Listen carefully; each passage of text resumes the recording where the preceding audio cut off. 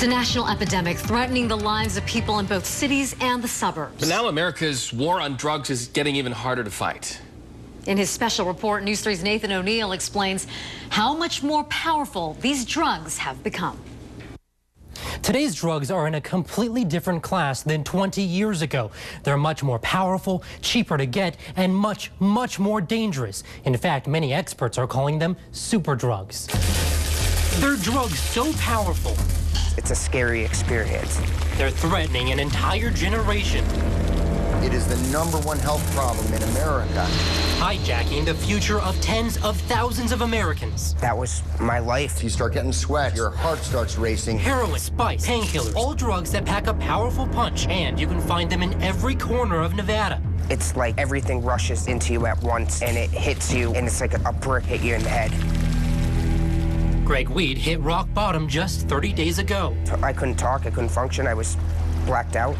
The 27-year-old locksmith from Connecticut nearly died after an overdose. For Greg, it's been a lifelong struggle, pitting his addiction against his own family. It started when I was 13 years old. I was introduced to alcohol. From there, I found prescription medications. He quickly turned to heroin, then to a synthetic opiate that's 50 times more powerful. It's called fentanyl. They have become unbelievably powerful and dangerous. That's when it really spiraled out of control once I found those in my life. Greg's story is all too common at rehab centers across the country. The amount of addicted people is still increasing, and the potency of the drug is also increasing with drugs like fentanyl. At Las Vegas-based Solutions Recovery, David Marlon is in the business of saving lives. He says the demand for stronger drugs feeds into a vicious cycle. Yes, I'm terrified. It's a terrible thing. As opiates become more powerful, more people are going to overuse them and they're going to die. The CDC calls it an epidemic, and to give you a little bit of perspective here, every 11 minutes in the United States, someone dies from a drug overdose. In a matter of an hour, that totals up to more than 5 people dead in just an hour. And in a full day, that's more than 130 lives lost to drugs. We have to have more education so people understand how dangerous and addictive these drugs are. Awareness is one battle, but there's another more critical war being waged, cutting off supply. Over the past few decades, illegal drugs have become easier and cheaper to both manufacture and buy. According to the National Institute on Drug Abuse, opiates, marijuana, cocaine, and ecstasy all push more powerful highs and are more addictive than ever before. Their purity and potency now the language of the black market. That this kinds of abuse is not going to be tolerated.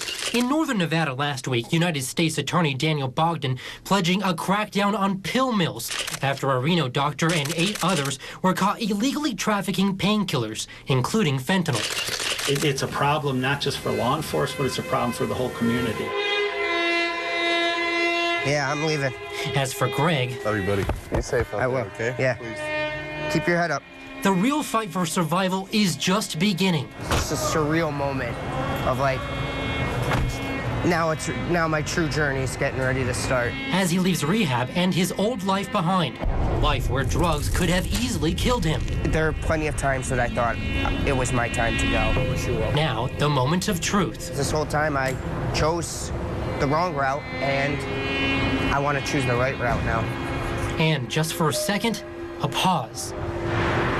I'm on this earth for a reason.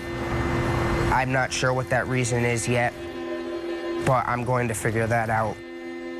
The war on drugs got a much-needed boost back in March when President Obama announced several initiatives to help connect people with life-saving treatment, a presidential strike on America's ongoing drug problem.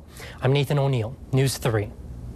Wow. Such a powerful story. Ray, our chief photographer, Yes. and Nathan, that is one of the best, most well-told stories I've ever seen here at News 3. Great job. Well, one of